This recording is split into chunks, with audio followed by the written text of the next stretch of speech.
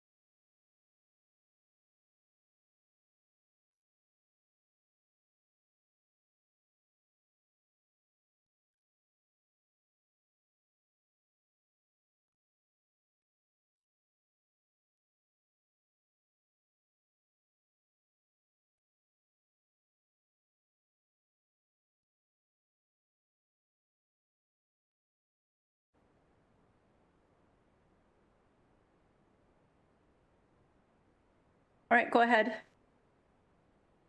Good morning, everyone. Welcome to the Business Improvement Area Subcommittee for Tuesday, October 14th, 2025.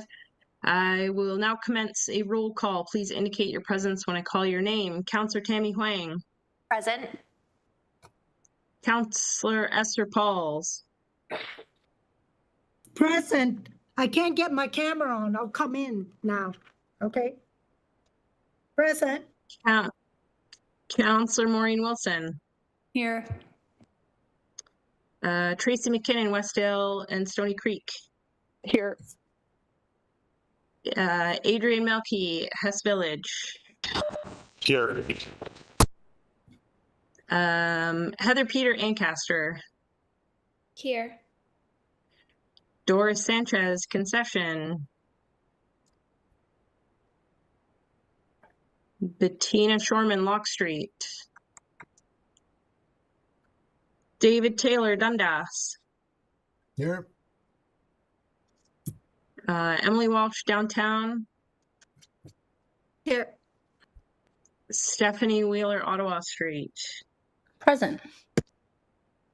We have regrets from Susan Penny from Waterdown and Susie Braithwaite from International Village, who has sent Brendan Wetton in her place.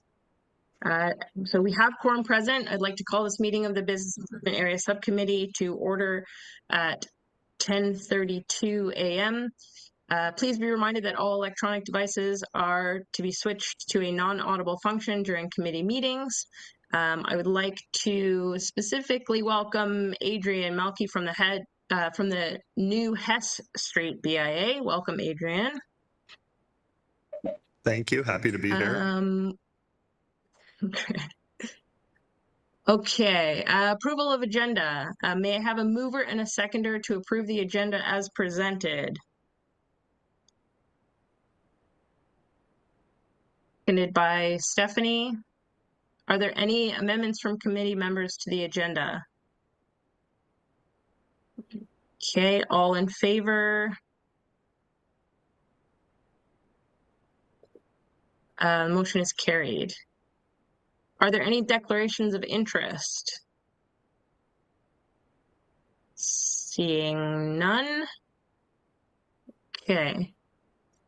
Approval of the minutes from the previous meeting, which was September 16th, 2025. May I have a mover and a seconder to adopt the minutes of the September 16th meeting as presented? Moved by David.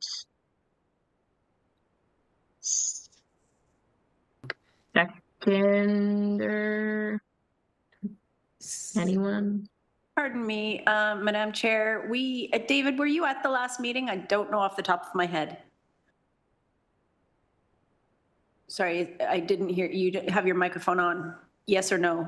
Yes? Yes. Yes. Okay, perfect. Thank you. Happy to second. Councillor Huang as a second. All in favor? Motion is carried. Moving on, items for information. We will address all the items for information and then receive them all together at the end. Please remember that presentations are now limited to 10 minutes. First, 7.1, waste policy and programming, follow-up for the business improvement areas, a verbal update. I'd like to call upon Ryan Kent, Manager, Waste Policy and Programs, to please turn on your camera or microphone to provide your update. Good morning. Yes, Ryan Kent, Manager of Waste Policy and Planning for the City of Hamilton. Thank you very much for that introduction. So through the chair, I do have a verbal update on recycling service for businesses in the business improvement areas. I did meet a couple months ago to let the group know that there would be a report coming to Public Works Committee, and that was approved to provide once-a-week recycling collection for all of the businesses across the City of Hamilton for recycling. We did have to adjust the collection schedule from our collection contractor, GFL. So I wanted to provide that to this group, as well as how we're going to get the word out about the collection changes. So I apologize that I don't have any slides. However, I just received the schedule Friday afternoon. So I will go through the schedule currently as it will, or the schedule that will take place as of January 1st. So on Tuesday, that will be when the Waterdown BIA will have the recycling collected. Wednesday will be Ancaster BIA and Concession Street. Thursday will be the Dundas BIA, Hess Village, Locke Street, and Westdale Village. And then Friday will be Barton, Downtown, International Village, Ottawa Street, and Stony Creek. So that will be the new schedule. From outreach and education perspective, we will be sending a letter to every business in the BIAs as well as outside the BIAs to provide them with their new collection day for recycling. We will also be updating our webpage to provide this new information, as well as we hope to have a map on there. So any BIA could go on there, any business could go on there, look at where they are in the city of Hamilton and know where their new recycling collection day will be. We are happy that we were able to avoid any recycling collection on Mondays, as was the request of the BIAs. So that was great. We did have to adjust the schedule once, but GFO was able to come back and make that adjustment for us. And I'll be happy to take any questions at this time, or if any of the members of the subcommittee have any other requests for how they might want to receive this information so that it is clear to them. So thank you very much. Happy to take any questions. Okay. Councillor Pauls is first on the list. Thank you. So this recycling for the BIAs, who's paying for it? Through the chair, the Public Works Committee report that went in July, the city, it is a cost of $2.84 million. It is going to be funded for the first few months through our recycling reserve, and then that money will be paid back through the operating budget when it's approved by council later on. So it is contingent upon that being approved through the budget process. So right now it's through that budget. So when on the new recycling thing came out, that the province was going to look after it, right? We saved some money there because they're, is this contracted? That's what I wanted to know. Is it contracted under someone else, not under the So government? through the chair, it is through our current contract with GFL, our current collection contract. Right. So we have a contract with them. They pick up our garbage, our organics, our yard waste throughout the city. Well, not throughout the city, but in the city, parts of the city. They were collecting the recycling throughout the entire city. Yeah, The province is collecting all the residential, or what they call eligible sources. right, These are the non-eligible sources. okay. So the collection contract has been adjusted to only include those non-eligible sources at the cost that has been provided. Also in that report, the next time the waste collection contract goes out for RFP for bid, we will include these costs in there, and hopefully we can get a reduction in that cost to what we have currently. Thank you very much. Thanks.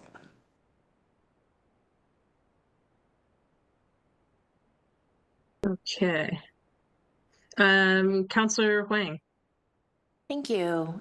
Through you, Chair, just a quick clarification.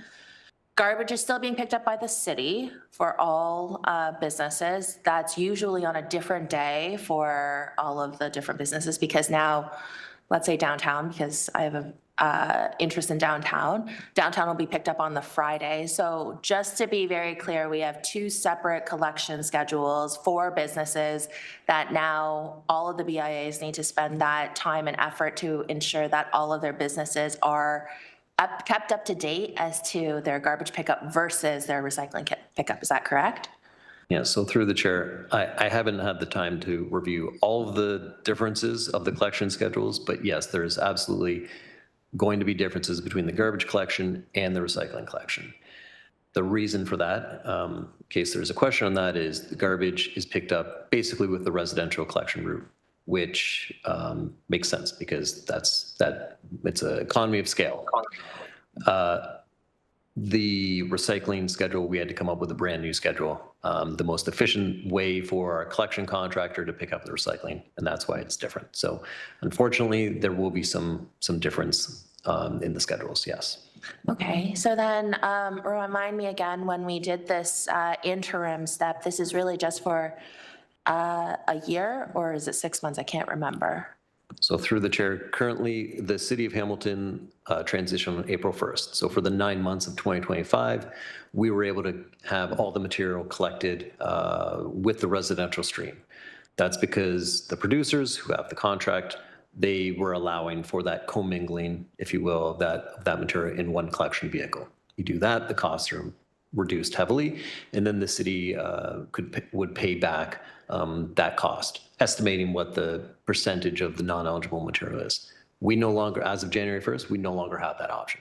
So as per the regulation through the province, it can't be commingled. It can't be put in the same truck. And that's why the costs are so much higher. So it's for a year though, right? It was 9 months. The service right now, where it's in the same collection vehicle, it's for 9 months. The service level that was approved for Public Works Committee was for until when the next collection contract would be in place.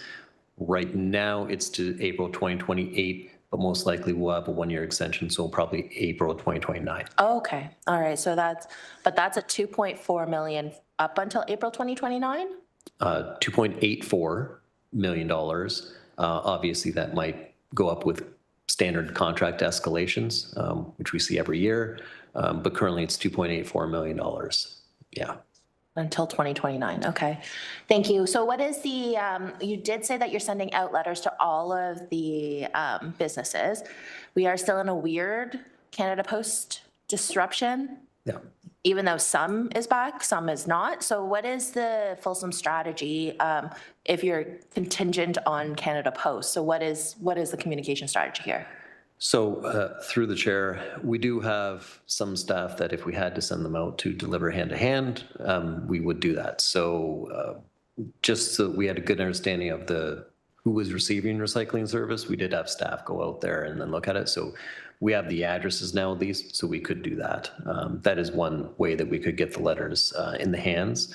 Also, hopefully we can maybe work with the BIA subcommittee to get letters sent to the subcommittee members through that way. Might be a little bit easier. But yeah, those are two of the ways that we want to get something in the hands of not just BIA, but also non-BIA businesses. Okay, last question through you, Chair, is are you also examining other methods in which to collect recycling from different BIAs? Because I know it's, as you said, it's very expensive to have GFL go like business to business as they've done it before. So have you thought about like centralizing some of the recycling, or what are some of the other thought processes to try and drive down the cost?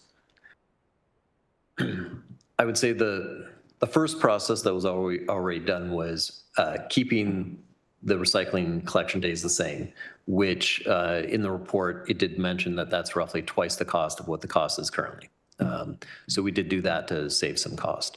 To help with collection, there are some municipalities that do have centralized collection in downtown businesses. The problem with that is if you have a lot of material put into one area, you may require an ECA, so go to the province and get a special approval for having bulk collection, because they could consider it a depot, which complicates matters a little bit. You've got a commingling of material from numerous different locations. It complicates things a little bit. So that we'll have to look into a little bit more. The problem is outside of that, you might be able to have front end bins, but then you need to have some place for those, or dumpsters, those front end bins to be, and you also need a loading space for someone to actually pick them up. So as we all know, there are some tight spaces in our downtown areas. It complicates things a little bit. So outside of those options, we haven't looked at anything else.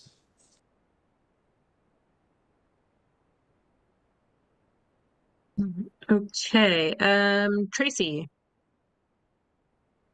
Thank you. Thank you very much for the update. I thought that I had read that the province was requiring GFL to commingle with the municipalities. Is that not correct because they had announced some extra changes. Is that not correct? Sorry, through the chair, that the province had directed GFL, our contractor, to commingle material? Yes, with municipalities, yes. And to work with the municipalities. Okay, so through the chair, what you might be thinking of is the minister did request producers, so producer responsibility organizations, to come to municipalities with an offer to collect non-eligible recycling from non-eligible sources. That was in July. We received, so first of all, that was very late in the process. But we did find out from the minister as well as producers late last month that that offer was no longer on the table. So producers worked with the provincial government. They producers said there wasn't enough time, not enough capacity in the system, several other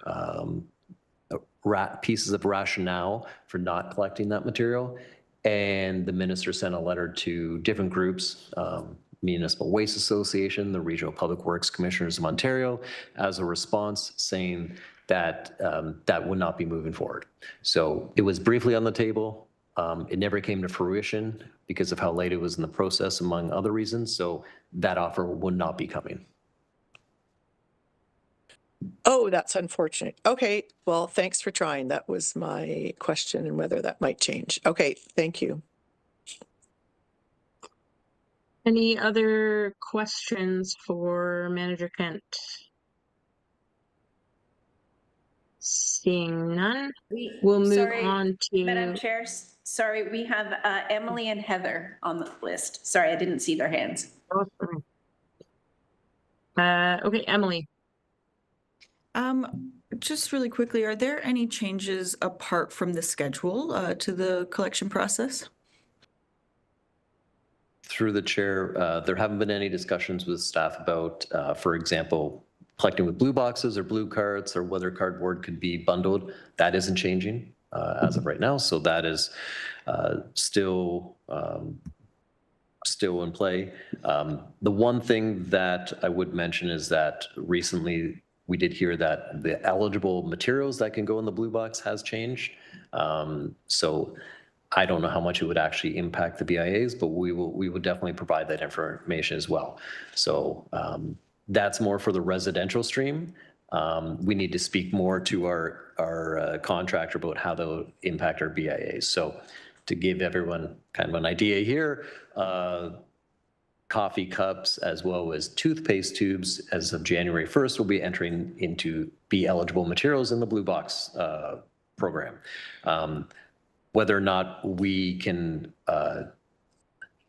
make that same change for our service to businesses, we'll have to look into. However, I don't think that will be much of an impact to businesses from a toothpaste tube, but maybe the coffee cups. So we'll be looking into that. That makes sense. And then with the collection downtown shifting to Fridays, I think I have some wariness about any missed pickups and what the process will be for getting those dealt with in a timely sort of manner. So is that something that would usually go through the contract, or is that at that point a bylaw call, or how does that work with the weekend and everything? Yeah, so through the chair, that will be through our waste customer service group. So you could still call the general city customer service line. You'd be transferred over to waste customer service, and they would deal with it as a standard missed pickup, and they would speak to the collection crews that are out there to, our contract manager of GFL to deal with those missed collections. Yeah. And are they out there on weekends or only weekdays? I believe that they would only be working during the week. So we'll talk about the Friday and what we can do about any missed collections on those particular days. It would be helpful. Again, this schedule is very new, so I apologize. If we can have kind of when the collection should be completed by GFL, so we would know, so that if they say all collection should be done by 1 p.m., there is a missed collection, then we could actually refer them to go back. It's a little bit different than the residential schedule because that can run a little bit later on in the day. So I'm hoping because there's less stops with these that we can get it done. But that is a piece that I have to follow up with GFL on. For sure. Yeah, I know that the Friday schedule sounded a bit wide-reaching across the city. So I'm just worried about getting all of those followed up on before the weekend. Thanks so much.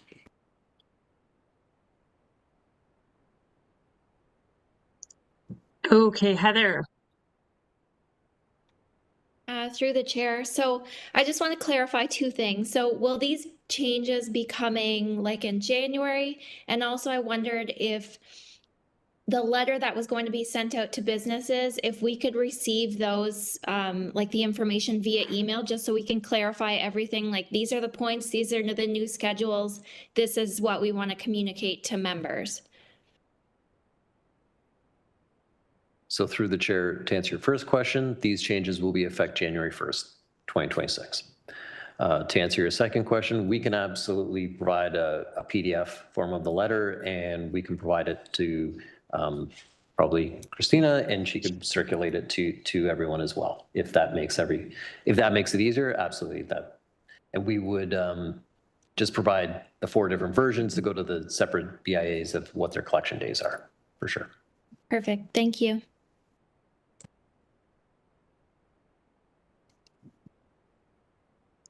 Okay, any further questions? I don't see anyone, Madam Chair. No, seeing none. We'll move to 7.2, planning guidelines for the business improvement areas. I'd like to call upon Jamila Sheffield, Coordinator Business Facilitation, and Joanna Howard, Business Facilitator Planning and Economic Development, to please turn on your cameras and microphones to provide your update. Perfect, thank you. I just have a presentation to share. That's okay.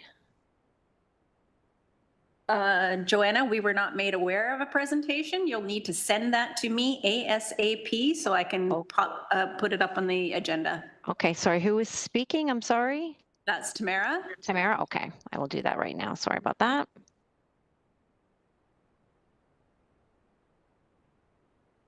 You can show your presentation. Okay, perfect. Tamara Bates, right? But show your presentation first. Oh, do my presentation first. Oh, I'm sorry. Okay, yes, I will do that. Sorry. Okay. Let's try this again. Okay. Okay, when everybody can see that, just let me know. Okay. Yeah, we're good. Okay, perfect. So thank you and good morning, everybody. My name is Joanna Howard. I'm a business facilitator in development planning. And of course, my supervisor, Jamila Sheffield, is also here with me this morning. We've been invited here today to do a high-level review of the planning framework and to also provide some advice on how to point investors or developers in the right direction for information about what planning approvals they may require for a development proposal. So I thought I would start with a very high-level review of the planning framework and then make some suggestions about how to direct developers towards the end of the presentation. So there are many policies and legislation from different levels of government that play a role in how the city plans. And in Ontario, that begins with the Planning Act. So the Planning Act will inform the provincial planning statement, and that will inform the city's official plan and zoning bylaws. So the Planning Act is really the core provincial legislation, and it's kind of like a how-to guide that sets out the rules and requirements and processes for land planning in Ontario. And then the provincial planning statement will set the policy foundation for regulating the use of land and development in Ontario. All proposals for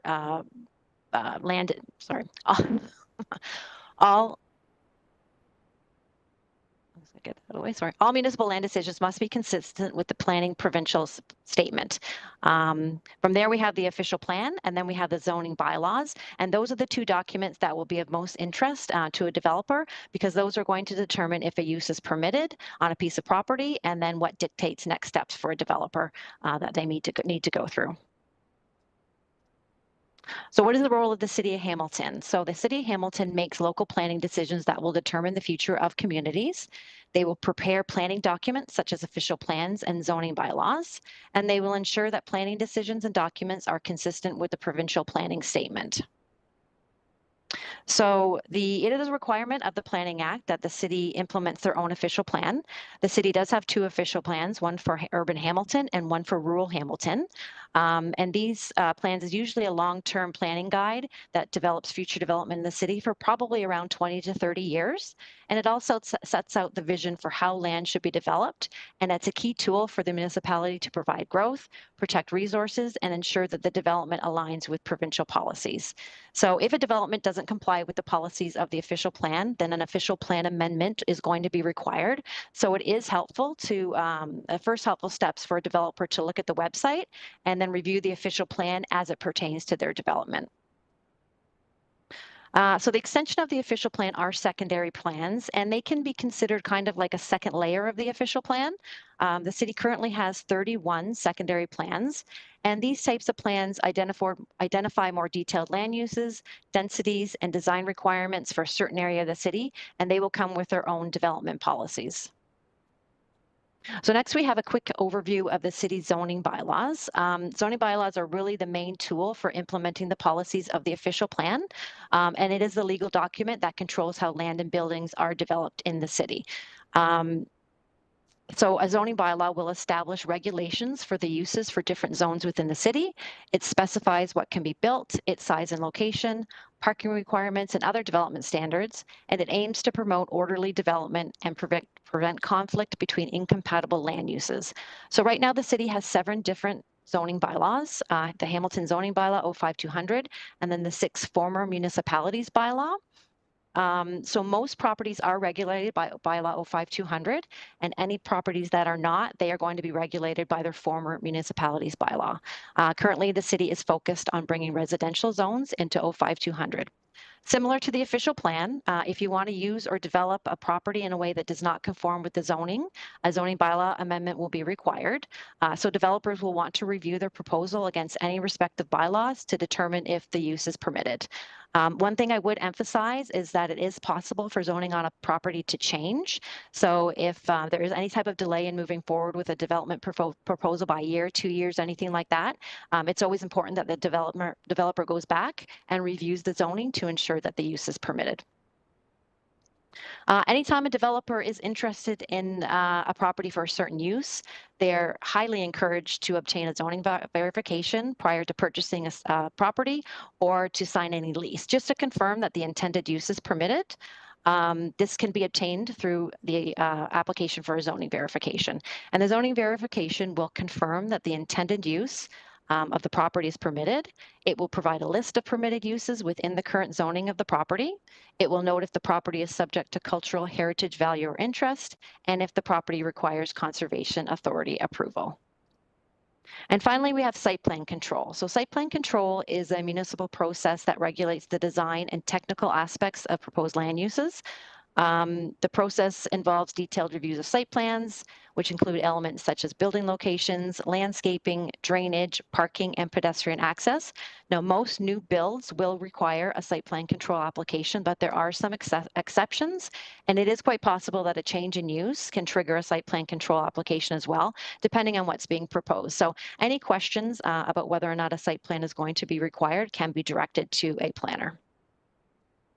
Okay, so how can the BIAs assist potential investors and developers? So the first thing you can do is start with providing links to the information that I've just presented, and that will allow the developer to look and see at what the policies are and what the regulations are. There's a wealth of information available on the website, so that's a good starting point for a developer. At the end of the presentation, I will provide the links to the following: the official plan amendments, secondary plan, zoning bylaw amendments, interactive zoning maps, zoning verification applications, and then a mapping of where development is happening in the city. Once the developer has familiarized themselves with their plan and what they intend to do with the land, the next step would be to encourage the developer to contact a city planner to discuss their plans directly. So a planner can be contacted through either email, phone, or by visiting City Hall in person on the 5th floor. They will be able to confirm the official plan designation, the zoning, and they'll be able to take a developer through a very high review of what planning applications they may need to implement their proposal. Now, there's some contacts that are a little bit better suited to answer questions that step a little bit outside the planning's area of expertise. So if developers have any questions about building permits, they can contact the building department. Any questions about licensing, they can contact licensing. Planning can help with zoning, but we do have our zoning team that are experts in that area and can better interpret the zoning regulations in the bylaw if necessary. So all those contacts provided here can be passed on to the developer. And then something helpful to pass on to any developer is that prior to meeting with planning staff, that they should have a good idea of how they intend to use the property. They're going to want to get they are going to get the best feedback and information from planners if they have a vision of what they want to do, and should try to avoid having a number of different proposals for a property, because different proposals could lead to different planning applications and processes. So just some things to take away that the BAs can pass on to the developer. As previously mentioned, first piece of advice would be to start with the website and collect information related to the official plan and designation of a property and the zoning. They will also want to determine whether or not the property is regulated by a conservation authority or the Niagara Escarpment Commission. Some properties in Hamilton are regulated by these agencies, and they may require additional approvals or permissions from them depending on the proposal. So a developer can use our interactive zoning maps to see if a property is regulated by either of those two agencies. And then if a developer does find that a use is not permitted, or they want to develop in a way that does not meet the regulations for the use, you can still encourage them to speak with a planner, keeping in mind, of course, that official plan amendments, zoning bylaw amendments, minor variances, they are all examples of different type of applications that can be utilized to implement a proposed development. And finally, planning is not a one-box-fits-all type of process. It's quite possible that you can have two different development proposals for one property, and each one will take you down a different path through different stages of development. So speaking to a planner is going to be a very helpful step and a great first start for a developer. The next 3 slides, I do have links to all the information that I've provided. Just in the interest of time, I won't go through them individually, but they're all there for you to pass on to the developer. And I will end it there. Hopefully this has provided some helpful information, but I can answer any questions anybody might have. Wonderful. Thanks for the presentation. Any questions? First on the speaker list, Councillor Huang. Thank you. Great presentation. I always really like reading it and seeing this presentation, but could you just clarify a couple of things? Sure. If the developer has a clear sense of what they want to do on a piece of property, what is the normal process? So they would contact you. Are there any fees associated, or what are the service expectations that the developer can reasonably expect for putting their sort of business case forward? So they can reach out to a city planner through the contacts I provided. They can either come in and sit down and have a conversation on the 5th floor of City Hall, or email or phone calls. I'm sure a Teams meeting can probably be set up if that's what they prefer. If they came in with a clear plan, they would probably get a very high level feedback. Again, they would go through the official plan designation, go through the zoning with them, and then provide them with sort of a map, high-level map of what steps they would need to do in order to implement their plan, whether that's an official plan amendment, a minor variance, a zoning bylaw amendment, that sort of thing. So in that first presentation, or sorry, first meeting, how do you lay out the expectations so then that way the developer can understand how long it might take to get through all of these different processes, or what is our expected service level, so then that way the developer or the investor understands like how long it might take to actually get us through this process? Yep, that would be something that would be provided as well. Sometimes it's not so easy to be able to give a solid, this is how long it's going to take, but there is legislated timelines that the city has to follow in order to get, say, a zoning bylaw amendment or official plan amendment to planning committee. Site plan control also, there's legislated timelines to get them to their conditional approval if they were going through a site plan application. After that, it really depends on how quickly the conditions can be cleared, the information comes back from the agent, that sort of thing. So some of those things are a little bit harder to dictate a time, but they would provide them with those legislated timeframes that they need, that we have to adhere to get through a process. two more questions. Yeah. So that first meeting is not the same as what a formal consultation meeting is, which actually does have a fee associated with it. Could you tell us the Yes. difference between the two? Yeah, so through the chair, the formal consultation is an application that the developer would submit. A bit more detail you need in order to go through that process. You would need a concept plan, initial grading plans, an elevation plan, that sort of thing. And there is a fee associated with that, depending on which formal consultation you want to go through, whether it's for site plan or whether it's for an OPA ZBA. Sitting down with a planner there's no fee associated with that, but again, it is very high level. So we wouldn't be getting into any details about whether or not we support the application. We wouldn't be looking, well, we could be looking at some of their plans, but it's a more detailed process when they go through the formal consultation. And that formal consultation is a positive experience because that's going to dictate the plan, studies, reports that they're going to need if they decide that they want to move forward with that through our site plan process or through our zoning and OPA processes. So my last question then through you, Chair, is how do we have, so the BIAs are here to set up to support the businesses that are within their improvement areas. And as much as they're going to be that first level where they might share some of the information really high level, but how can they support the businesses as they're going through this process as well? Because I understand confidentiality and all of that stuff, but is there a mechanism to which we can, like the BIAs can also offer that higher level of customer service as their businesses are going through this process? Through the chair, I think that it's a comfort level of how much information do they get before they don't want to overstep or give incorrect information and go the wrong way. So that's why definitely the first step is to go through the website, find the information necessary, speak with a planner. I don't know, Jamila, if there's anything else that they can maybe do to support. I think like as BIAs, sorry, through the chair, as BIAs, there would be the opportunity to provide contacts. So you would have that resources and you'd be able to direct them to the contacts, the contact list that's been provided for the appropriate contacts, the various different sections. So just even sometimes just the information that, yes, if you're going through and you want to do a business, you might need a business license, you might need a building permit, you might need a change of use permit through the building permit. You might also want to confirm what your zoning is. I think that kind of stuff and information would be very helpful for new businesses, particularly especially smaller businesses that may not have even that amount of background. I think that's very helpful to businesses. Okay, thank you. Those are all my questions. Yep. Sorry, through the chair, just going to add that there's a planning framework that Christina had provided us as well. That was a great start to be able to provide to developers. There should be some tweaking there. There was some incorrect information, which is not a big deal. We can easily rectify that. So I can work with Christina or whoever and fill in those gaps and make those changes. And then that would be a good document to provide them. Thank you.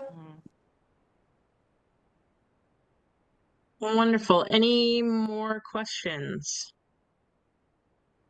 I'm going to pass the chair to Councillor Wang for a minute because I have a couple things I want to just clarify. I know a lot of times when we're looking at these things, and thank you for the presentation, I'll start there. It's helpful to sort of understand what some of the context and a little bit of the process is.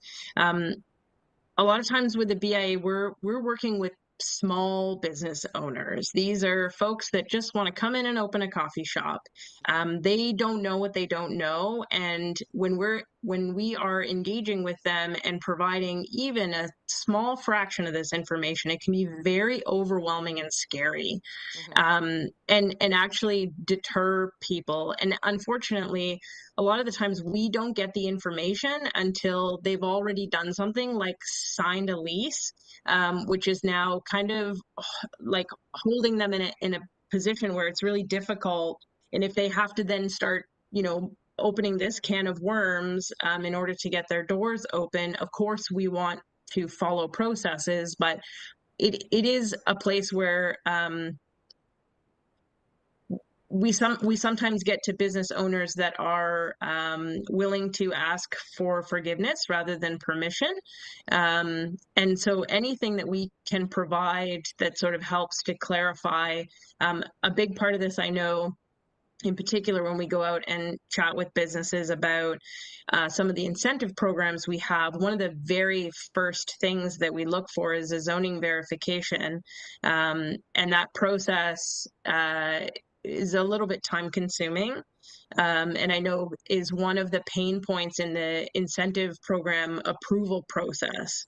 So maybe it means further discussion or a way to sort of streamline and allow us to help a business owner who's not a developer, doesn't speak the language, doesn't even understand what it is they're supposed to be looking for or applying for, that we may be able to come up with even like a one-page document. Have you considered the following things before you even sign a lease? Anyway, not so much a question than a comment, but happy to have any feedback that you have about that. Yeah, I would imagine that the small business center would be a good start for those individuals.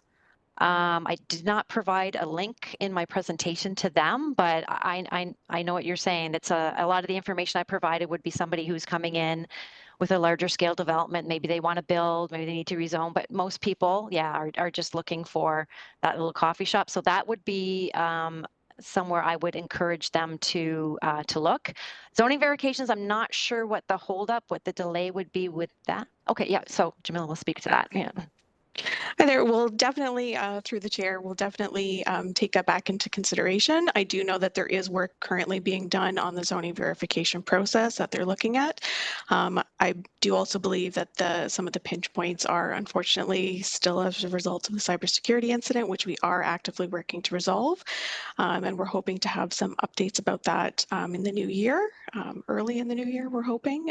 But yeah, if you're getting specific feedback, definitely send it to me about the zoning verification process, because we are looking at ways to improve it. We welcome that feedback. Specific details about what exactly the pinch points are, we're very interested in that information. So that would be very appreciated. Thank you. Okay. Great. Thank you very much. Any other questions? Just Chair, just to let you know that Councillor Maureen Wilson is interested and has a question. Oh, great. You also still have the chair, I believe. Well, I've passed it back to you telepathically, so now Right. you are back to being Yes, the of chair. course. Thank you for allowing me to resume Chair, Councillor Huang. Councillor Wilson, please. Thank you, Chair. On that last point of BIA leaders receiving feedback on any challenges with zoning verification and the response from staff that they'd be happy to receive, I think it would be in the self-interest of this body to receive a category of those experiences and issues so that we can keep an eye on it from a systemic structural point and how those are going to be responded to, and then our subsequent success in responding. So if I could please ask for receipt of any summary of issues, I think it would be in the interest of this committee to receive. Thank you.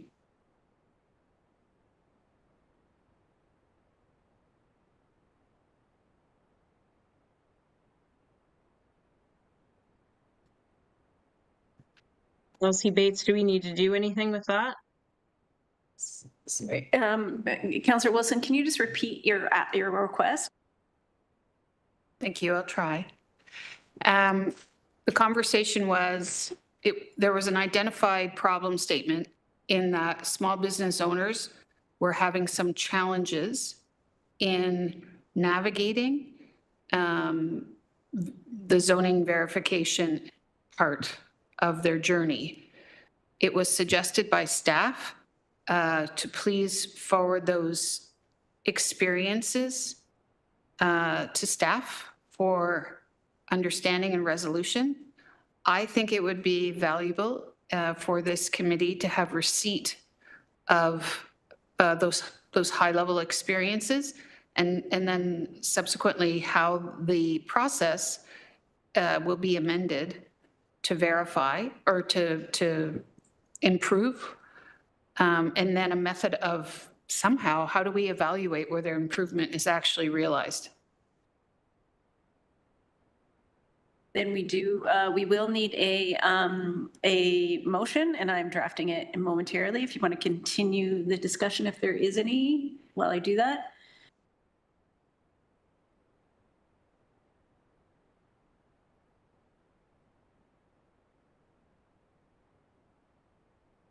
Does anybody have anything they want to add or comment with regards to providing feedback?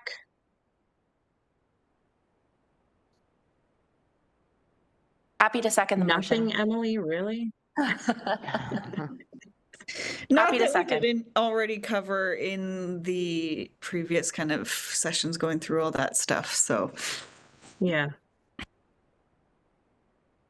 I think I'm in the same boat. I know some of the challenge has been around previous owners of a property and whether or not they have in fact gone through proper processes, which then come up as we go through further development of a property, but probably best to document.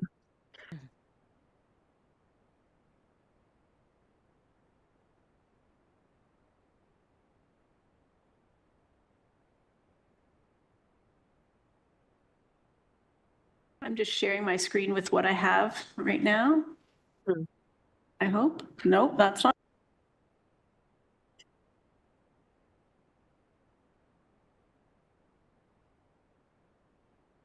It looks like my screen. How are you sharing my screen?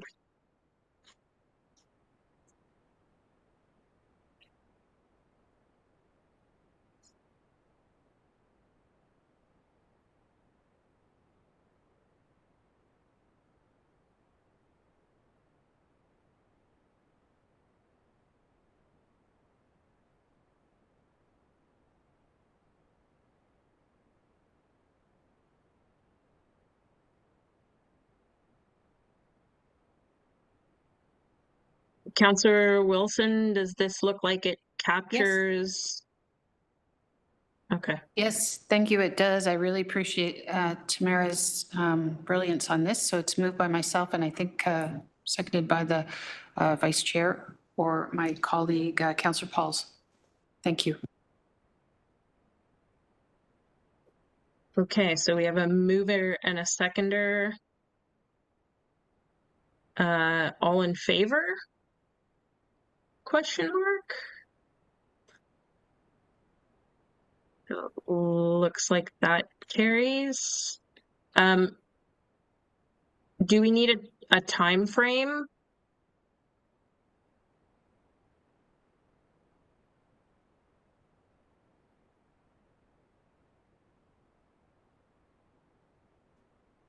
If I may, if I could receive some feedback from city staff, because I thought I heard some receptiveness on their part and when they think they could, might be a good time to amass and then deliver. Through the chair, yes, if you have feedback already that you've received from businesses about the zoning verification process, we're certainly happy to take it and review it. Depending on the volume of information that's received, that would kind of depend on when we would be able to provide feedback. And then just depending on when we receive that information as well. I don't want to commit to the next BIA subcommittee meeting, but we're certainly happy to review it. I'm just not sure when we would get that information, if you already have it or if that's something that you would have to gather.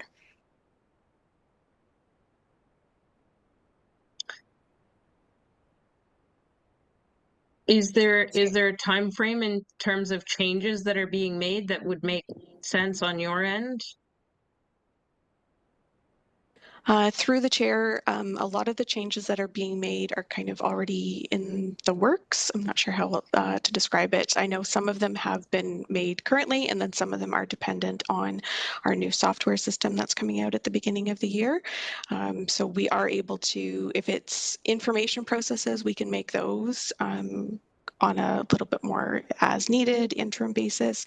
If they're full process changes, then that would kind of depend. So it really depends on the nature of the responses that we receive. That would kind of help to determine it.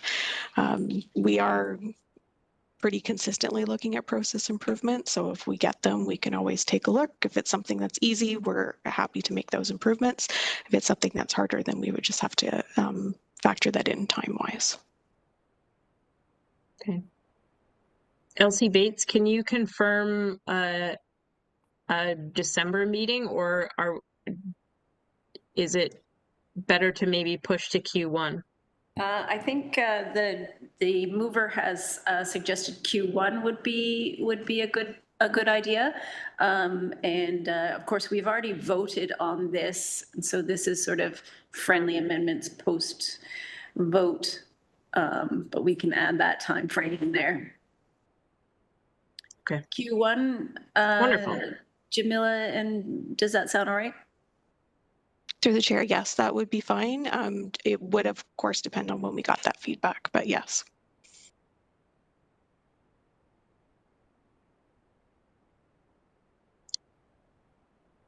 Okay. Assuming there's no other discussion then, thank you both for the presentation. We will move on to 7.3, Black History Month 2026. I would like to call upon Sunil Angrish, Project Manager, Community Inclusion and Equity, to please turn on your camera and microphone to begin your presentation. We also have a guest, looks like, if you'd like to introduce. Oh, yes, thank you. I'm joined by two guests today, virtually Evelyn Myrie and in person, Kojo Damti, both members of the Black History and Heritage Group. And I'm just going to begin my presentation.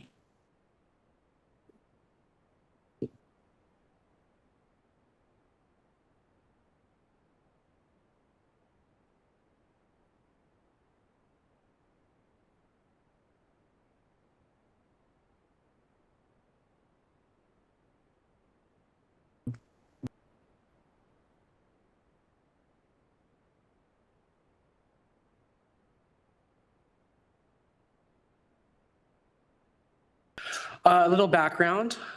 So this all began in 2021 when members of the Hamilton's Black community met with former Mayor Eisenberger to discuss Black History Month. In 2023, We Are Hamilton Black History Remembered was launched as the first collaboration with Hamilton's Black community. And in 2025, we're here today seeking opportunities to expand Black History Month programming across the city. A bit more background, in 2023, 16 Black Hamiltonians were recognized. In 2024, Dora Annie was recognized, and in 2025, 2 additional honorees were included. Strategic background, this project highlights Hamilton's commitment to creating and nurturing a city where culture, heritage, and diversity and inclusivity are embraced and celebrated. Some key facts. The 2025 event launched on January 31st at Central Public Library. Over 200 people attended the event. It was images and biographies of the individuals recognized at city facilities, public library branches, civic museums, and municipal service centers during Black History Month. Some examples for you. One is on the back of a HSR bus. One is some online advertisement, this one at CTV News. Some of the signage that was featured at Hamilton facility locations, one at Farmers Market and one at the service center. We have a number of community partners that work with us. This is just really a small sample of the number of individuals and groups that are working with us at the moment on this initiative. We also have a number of city divisions and departments at the table that are working with us as well. And this is growing really each month. We're trying to get more folks on board. Looking ahead, So really, we see an opportunity to celebrate Black history across our city with a more of a coordinated, centralized city effort. Right now, there is a launch date set for January 30th, which is a Friday at Central Public Library. I will add too that the launch is led by the Hamilton Black History Council in collaboration with the City of Hamilton and other Black-led organizations. So I'm here really to talk about some opportunities for the BIA, and just a few I'll put out here, and then certainly make time for questions. One is to promote the launch. So obviously share on social media, include it in your e-newsletters, put a poster at your business. We're still obviously in the early stages of this, so we don't have the materials to promote, but when we do, we certainly can bring those back to you, and you can promote them as you like.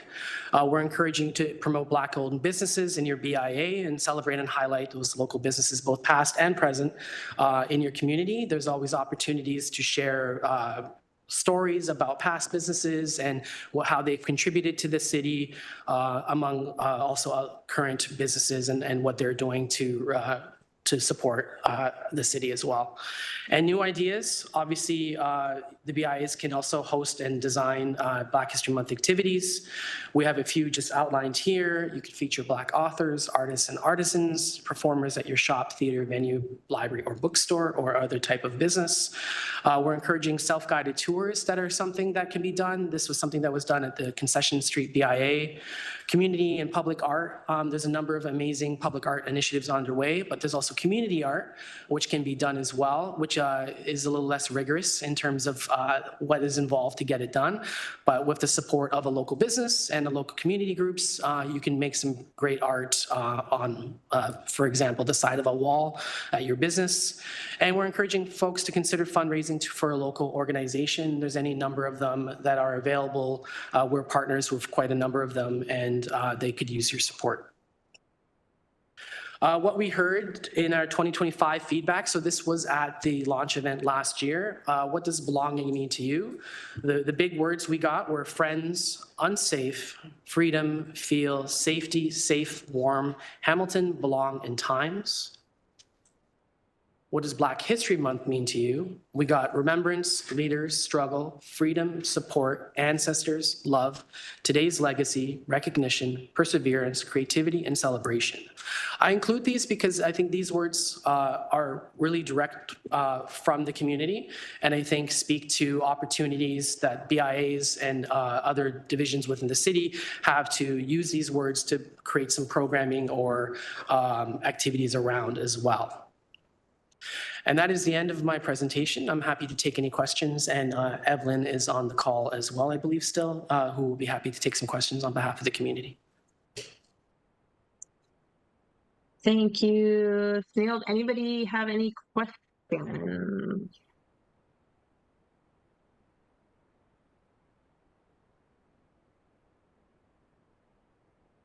I don't see any, Madam Chair. Seeing any? Oh, Councillor Huang has a question. Thank you, Sunil, Councillor for your Huang. presentation. Thank you, Sunil, for your presentation. Just a question on, I know you said you don't have any of the materials ready, but when can we expect some of those materials? My hope is December. Last year it was January, but we're hoping to speed things up a little bit this year and get those available out into community earlier than last year. Perhaps a question then for Evelyn. When seeing as this is an evolutionary sort of process, we're obviously iterating every single year, but in your ideal sort of sense, what would Black History Month look like to you? And what are some of the other core activities that you think we ought to be embarking on?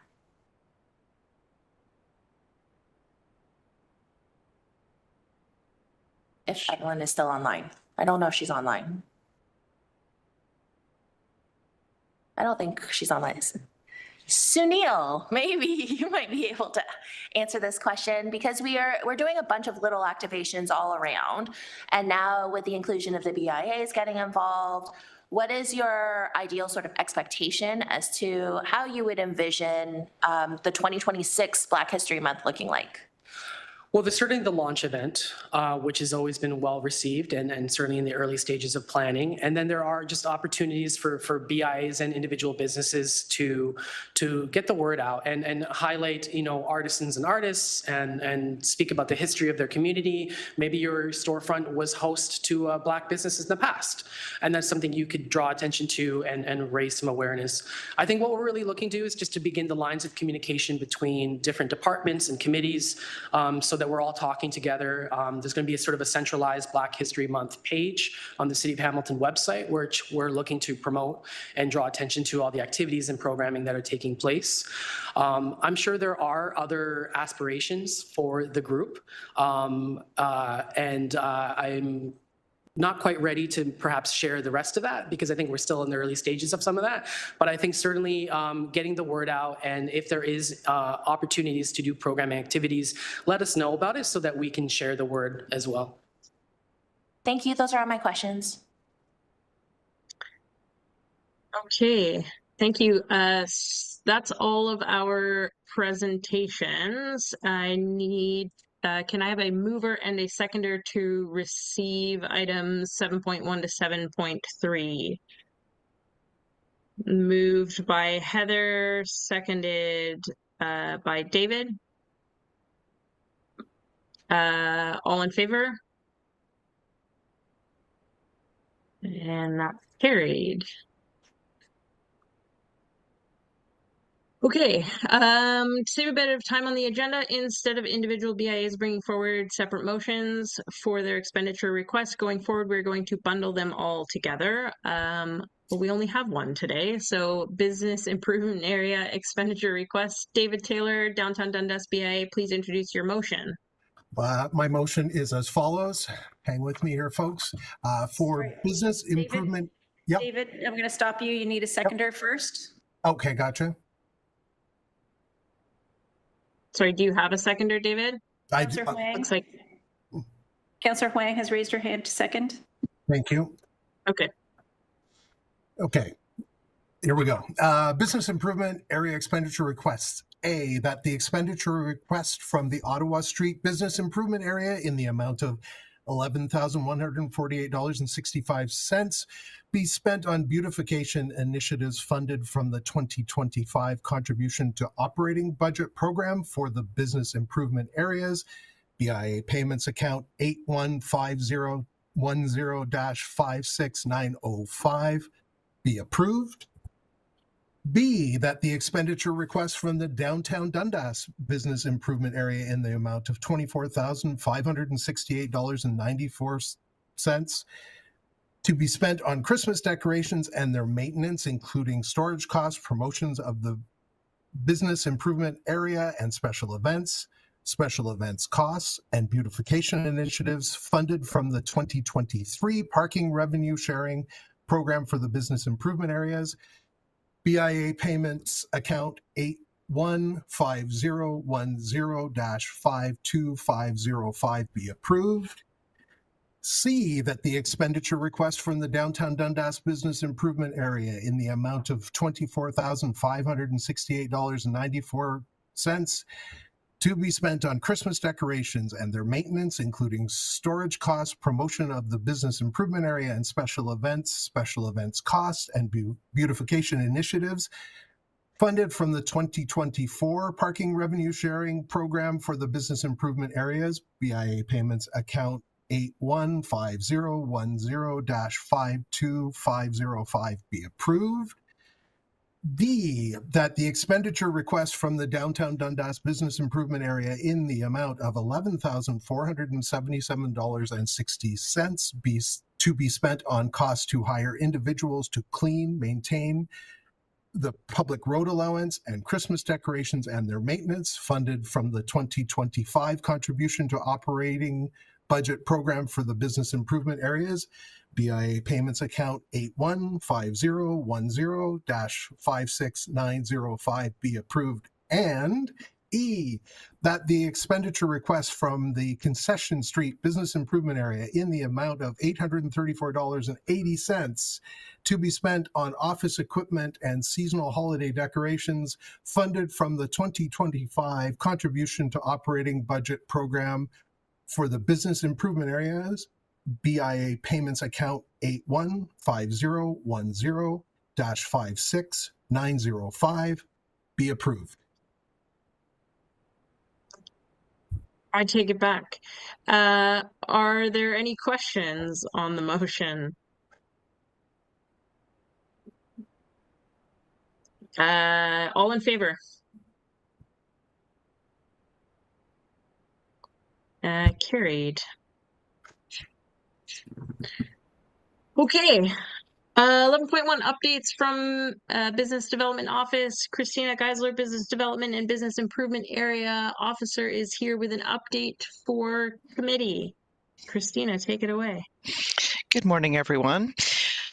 Okay, so just have a handful of updates. Of course, as you all know, Hamilton Day is coming up Saturday, November 1st. If there are any questions on the support from the Hamilton Chamber or anything that economic development can do, please let me know. I'll be happy to assist and stick handle any questions you may have. What else?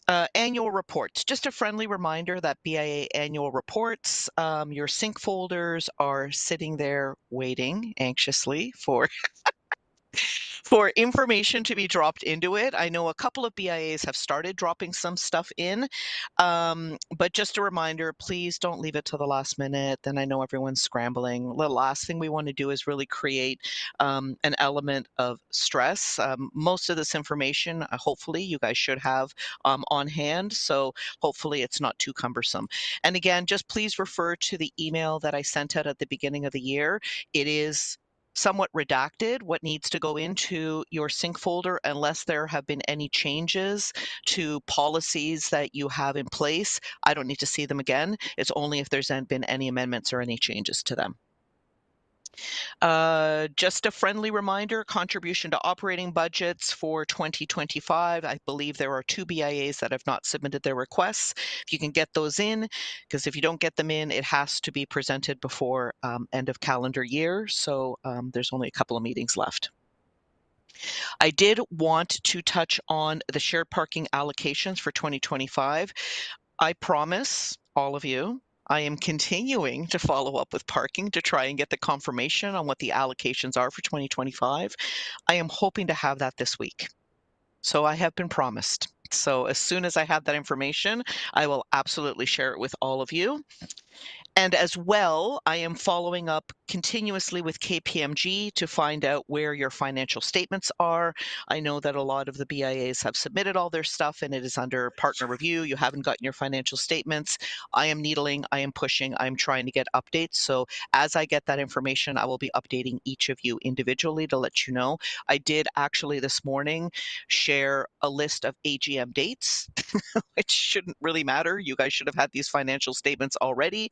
But just to emphasize the urgency that, you know, you need to have these financial statements in time for your AGMs. So I am pushing both through corporate accounting services and directly with KPMG. So I'm trying. I will let you guys know as soon as I hear anything back.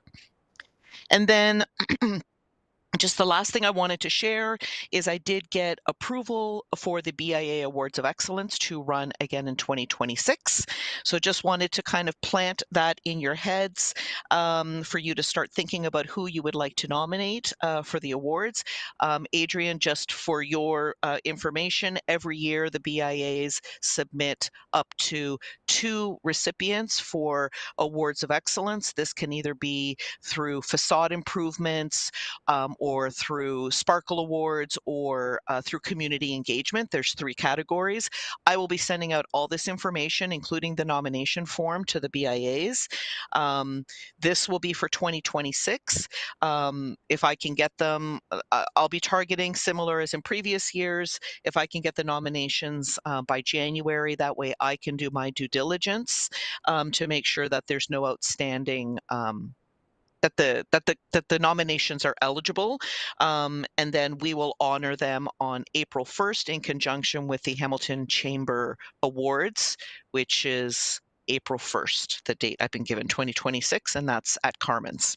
And we do our own, Adrian, we do our own pre-celebration for the BIAs in advance of that. And then everybody moves over and forms part of the Hamilton Chamber Awards. It's a nice evening of celebrating all the great things that the BIAs do. And I know you guys do a lot. That's it. That's all my updates. Thanks, Christina. Any questions for Christina? Sorry, can I just add one more thing? With respect to the presentation that the planning committee did, I will be circulating the deck that they presented, and then we also worked on a one-pager, which has kind of like the key contacts. There's a couple of little tweaks now that they want to do to it. They'll be sent once I have everything. I will just send that directly to you guys, so then you'll have that as a good reference. Should any questions come your way, you can share the one-pager. It includes the Hamilton Business Center. It has all the key contacts on how to guide any inquiries that come to the BIAs, hopefully before they've started the process, but that's not always the way that it goes. And just to follow up on that, the slide deck will be added to the agenda later today. As well. Thank you. Any questions? Seeing none, can I have a mover and seconder to receive the update from Christina? Moved by Emily, seconded by Heather. All in favor? Carried. Thank you. Okay. Statements by members. I would now like to invite BIA members to provide us with their updates. I will go in alphabetical order, starting with Westdale and Stony Creek. Tracy. Thank you, Nadine. Let's start with Westdale. It's a beautiful day for patios. We got our patios out. We're thankful that the city has that permanent program. So that goes till October 31st. We had a few events since our last meeting, and we've got all our fall decor up. We are pretty much at 100% occupancy, which we're very happy. I just had more inquiries for people looking to open business, so presentation today was helpful. And just getting ready for the fall and all the holiday events. And then next to Lock Street, I'll do next, Lock. We have our final Sundays unlocked this Sunday. We're hoping for some nice weather. And we've got a lot of our fall decor up, which people are really enjoying, which is great. And then right after Halloween, we switch over to some holiday decor and events. So we're looking forward to that. And on Lock Street, we just have, looks like one spot just open for lease. So we're pretty happy about that as well. And then moving to Stony Creek on Saturday, we have our Pumpkin Fest. I think it's about our 10th annual. So we're hoping again to have good weather, got all our fall decor up, which people are enjoying and taking lots of pictures, which is great. People are commenting they love living in this city because of all the nice stuff the BIAs do. And our big development in the middle of our BIA is progressing along, which we're happy to see. And then we switch over to our fall and holiday events. And that's it. Thank you. Thanks, Tracy.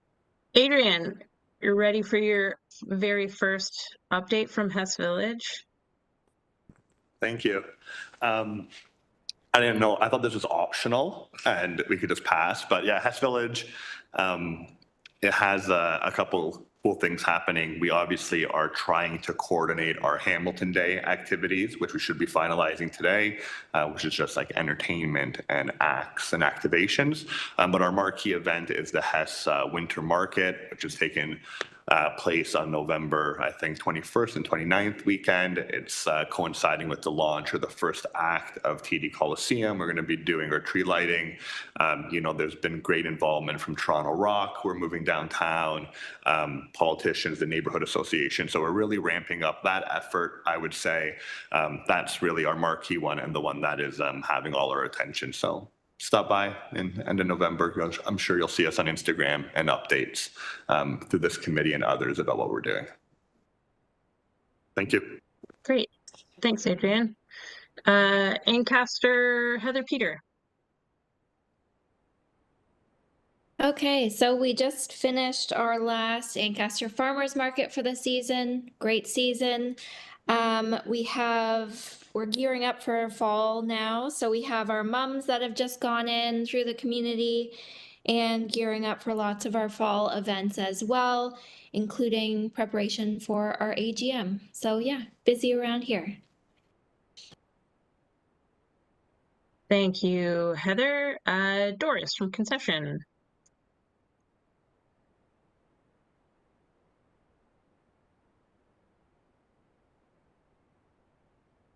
I saw Doris. I no longer see Doris. Our camera Did is we lose off. Doris? Oh, so Doris might be. Doris, are you there? I'm just concerned about quorum right now. Hold on.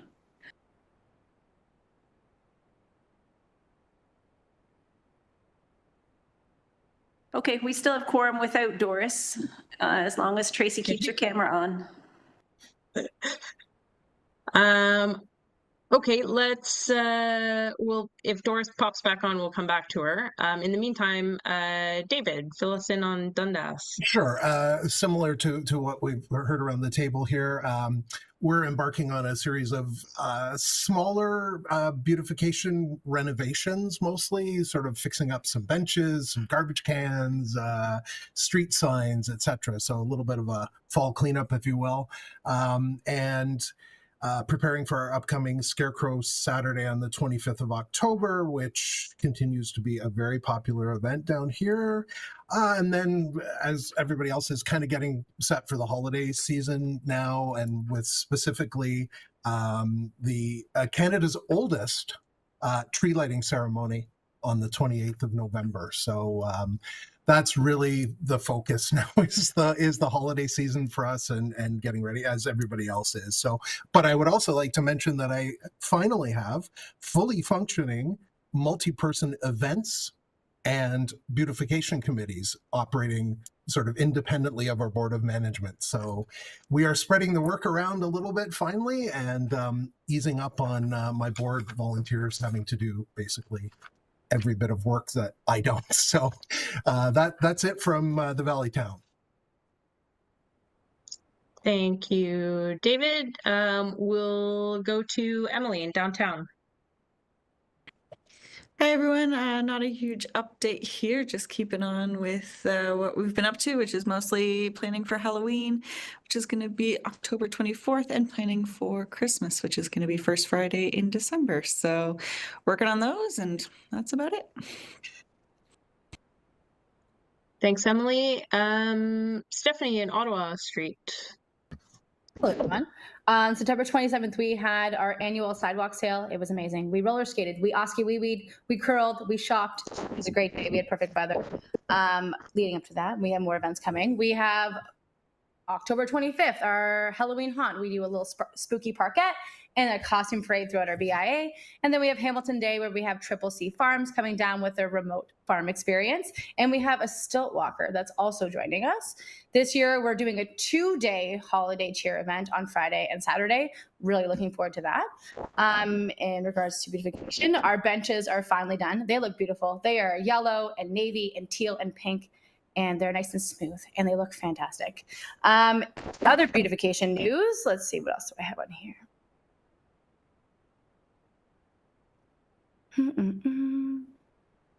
Our holiday swap is happening November 12th. We'll have our snowflakes and our tree out really early for the holidays. That will be exciting. We have new businesses. The Beacon is opening on Friday at 4 Ottawa Street North. And then on October 4th, we had Spring Pilates open up, which has been very exciting. And that is my update. Thank you. Thanks, Stephanie. I will pass the chair real quick to Councillor Huang to give my update. We have one last. Sorry, don't forget that Brendan from the International BIA is also here, but he'll be at the end. Okay, just double checking. Oh, wonderful. Thank you, Chair. We have one last market happening October 26th from 9 till 1. We have a Tasty Tuesday happening October 21st from 11 till 2. Our AGM will be October 27th. I know y'all love to attend and listen to me ramble for an hour. And our big fundraiser for the year, Taste of Barton, happening December 6th. I know some of you have already responded that you will be in attendance, so tickets will be going on sale for that very soon. Early bird tickets, $65. Regular price tickets will be $85. So save yourself $20. Working on a few other things, finalizing details on new street signage. We were looking at some holiday decor, running into some hurdles with Electra and getting access to power. So still trying to maneuver through some of those details. Looks like it may hold off our investment in our larger investment in holiday decor until next year, unfortunately. These things don't move quickly. So that's it from Barton Village. I will take the chair back from Councillor Huang and pass it on to Brendan to provide an update from International Village. Sorry, I forgot about you. That's okay. So I just have a very quick update. So we just had our Village Pride and Open Streets event on September 28th. Both were very well attended, and thank you to everyone that visited the BIA that day. We are busy looking forward to Hamilton Day. We are partnering with the YWCA on a women-led business pop-up marketplace. So that'll be 11 to 4 at Ferguson Station. And we also have a new business opening, Una Bella Vita Boutique at 15 Wellington Street North. Their grand opening is October 25th and 26th. And Vagabond Saints has reopened in the area at 249 King Street East. And that's it for me. Thank you, Brendan. May I have a mover and a seconder to receive the statements? Moved by David, seconded by Stephanie. All in favor? Motion is carried. There's no further business. I will call the Business Improvement Area Subcommittee meeting adjourned at 11:51 a.m. Thank you, everybody. Thank you. Bye-bye. Take care, everyone. Thanks, bye. Take care. Thank you.